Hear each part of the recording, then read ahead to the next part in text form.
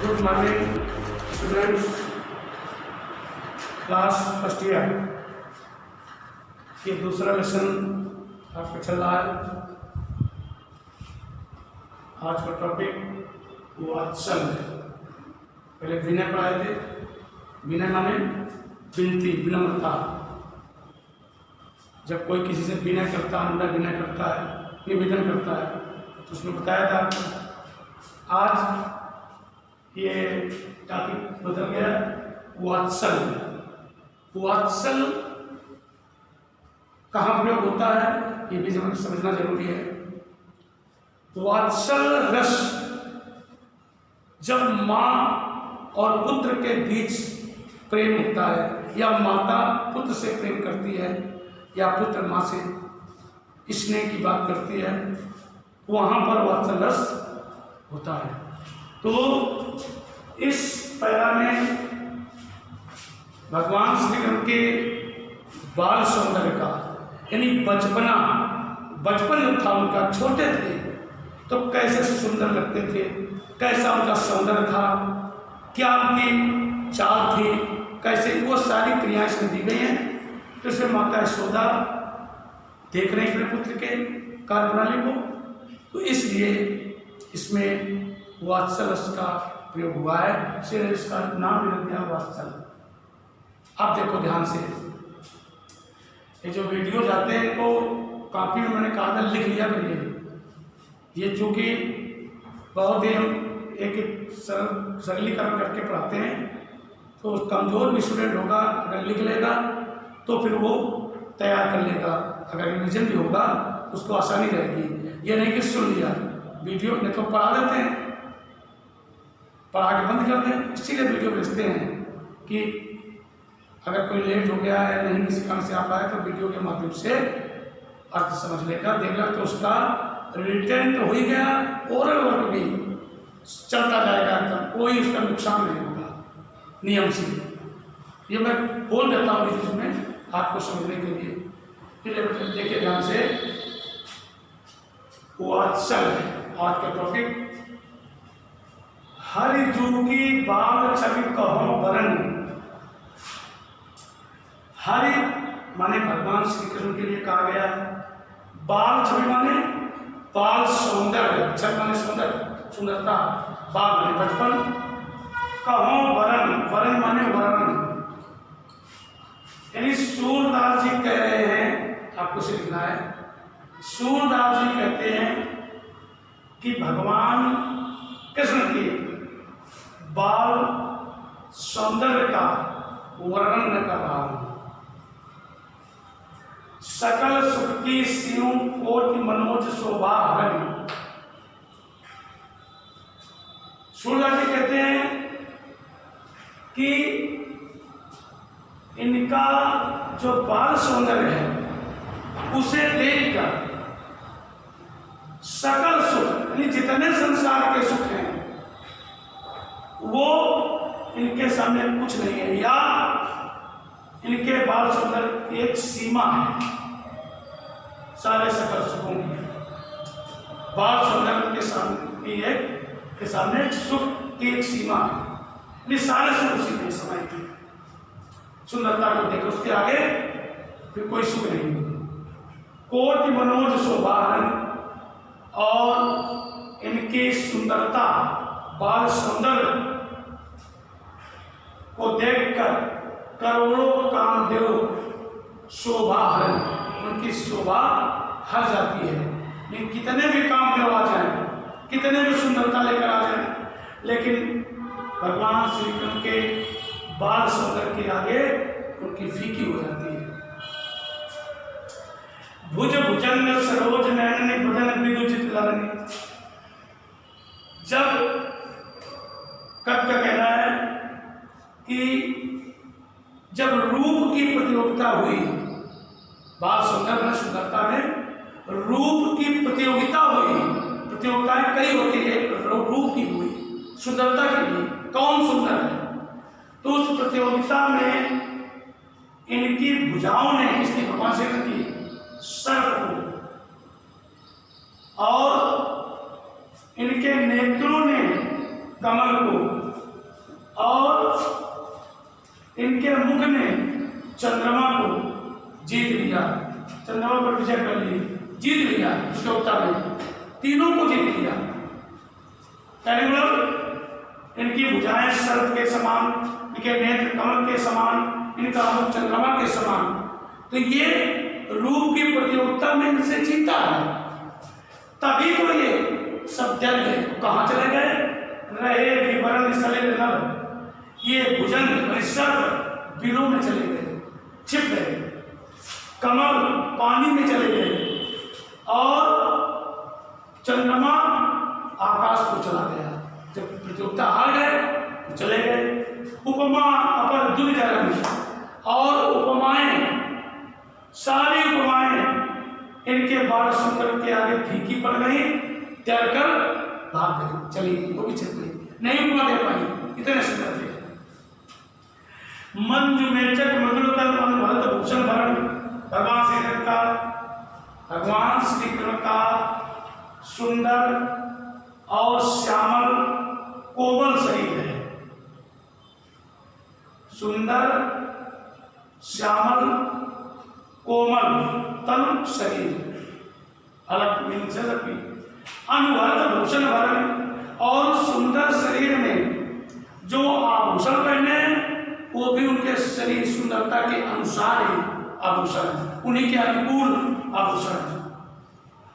मनो सुभग श्रृंगार सुंदर भरे अद्भुत भरण, ऐसा उनकी सुंदरता को देखकर कभी कदा कि ऐसा लगता है कि मानो सुभग श्रृंगार से, कि कोई सुंदर श्रृंगार से श्रृंगार करके छोटा वृक्ष, बाल वृक्ष खड़ा है और उसमें अद्भुत फल यानी अनोखे फल लगे हैं, चमत्कारी फल लगे हुए हैं, या चमत्कारी फलों से युक्त कोई सुंदर श्रृंगार करके शिशु यानी बाल वृक्ष खड़ा हुआ है।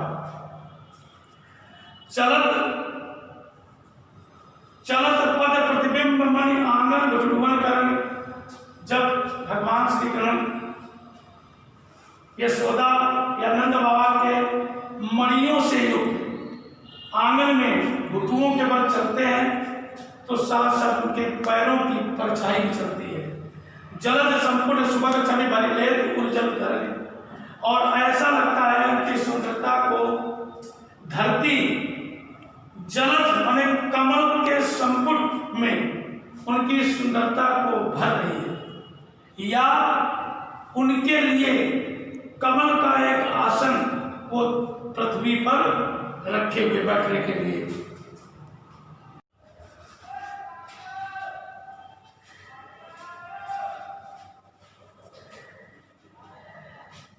Good morning students, class first year. आज का टॉपिक भ्रमर गीत।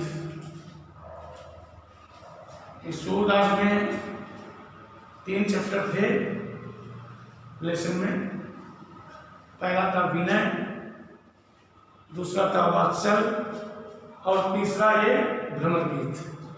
तो विनय आपका समाप्त हो गया, वात्सल आपका समाप्त हो गया, अब ये पहला चैप्टर चालू हो गया, इसका पहला है। इसमें सारी वही बातें गोपिकाएं की, उद्धव जी की, भगवान कृष्ण की, इन्हीं से संबंधित सब चीज इसमें है। देखिए, उद्धव वही ब्रज विसरत नाही, ये यहाँ जो पढ़ाते हैं वो तो पढ़ाते हैं, पढ़ाने में कोई दिक्कत महसूस हुआ करे तो हम जब वीडियो भेजते हैं वो जरूर देखा करें, और उसकी हिंदी लिख लिया करें कॉपी में, तो आपकी तैयारी होती जाएगी, लिखते रहें। और बुक ले लें सभी लोग, ये मैं कई बार कह चुका हूँ, सारे लोग ले लें, बुक ले करके आप बैठा करें, और मैं बुक से पढ़ाऊँगा तो और ज़्यादा पड़ेगा, ऐसे ज़्यादा नहीं हो पाता है, बोर्ड ब्लैक बोर्ड भर जाता है इसी में, तो ये ध्यान कर लें। और अपना रजिस्ट्रेशन जिसका बाकी रह गया है वो जरूर करा दें, ध्यान रखिए इस चीज को। अब देखिए इसका उसे क्या है, उद्धव मणि ब्रज विसर्ज नहीं।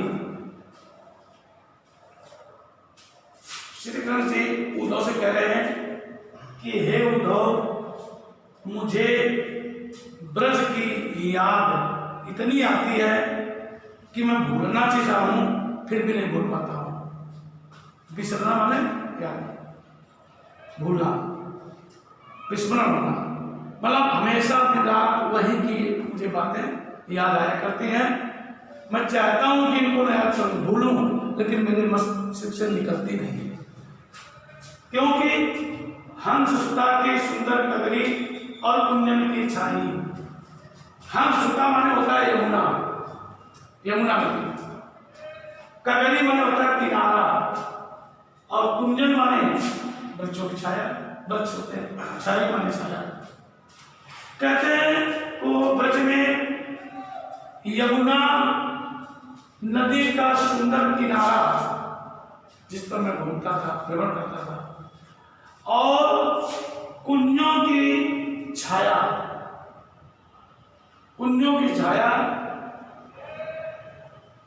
यमुना नदी का सुंदर किनारा और कुंजों की छांव, छाया के जो वह सुरभि वह वत्स दोहिनी खरित पावन जानी। सुरभि माने गाय, वत्स माने गाय का बच्चा यानी बछड़ा, दोहिनी माने जिस पात्र में दूध दुहा जाता था, खरित माने जहां दूध दूहने के लिए गाय ले जाया जाती थी उस स्थान को दुहाने दूहने के लिए। तो क्या कह रहे हैं कि वो गायें ब्रज की, उनके बछड़े और दूध इसमें दुहा जाता था, वो पात्र दूध दुहने के लिए जिस स्थान पर गाय ले जाई जाती थी, यानी गौशाला भी कह सकते हो, वो स्थान मुझे याद आता है। ग्वाल बाल मिलकर लाल नाचत गई पानी, सारे ग्वाल बाल आपस में मिल करके कोलाहल करते थे और एक दूसरे के गले में हाथ डालकर नाचते थे, गाते थे, आनंद मनाते थे। यह मथुरा कंचन की नगरी मनमुक्तन जाही। कह रहे हैं तो यद्यपि ये मथुरा जो नगर है ये भी मणियों से, मोतियों से, सोने से सजी हुई है, किसी प्रकार की न्यूनता नहीं है। सोने से सजी, मणियों से, मोतियों से सजी धजी सब कुछ है आनंद।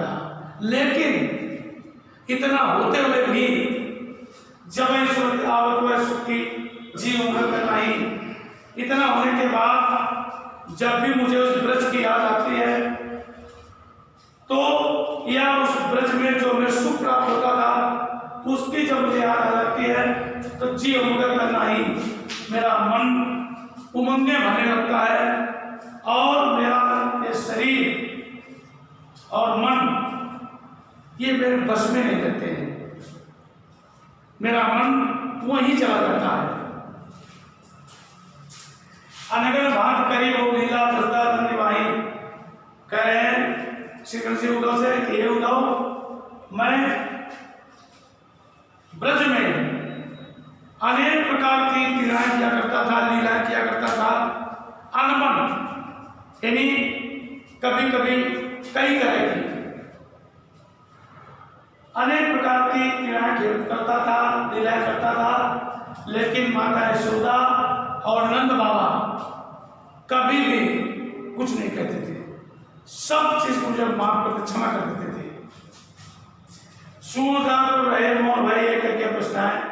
सूरदास जी कहते हैं कि भगवान श्री कृष्ण उद्धव से बताकर मौन खड़े हो जाते हैं, मौन हो जाते हैं और यह करके पछताई और उनको बता करके सारी बातें कह करके पछताते हैं, पश्चाताप करते हैं।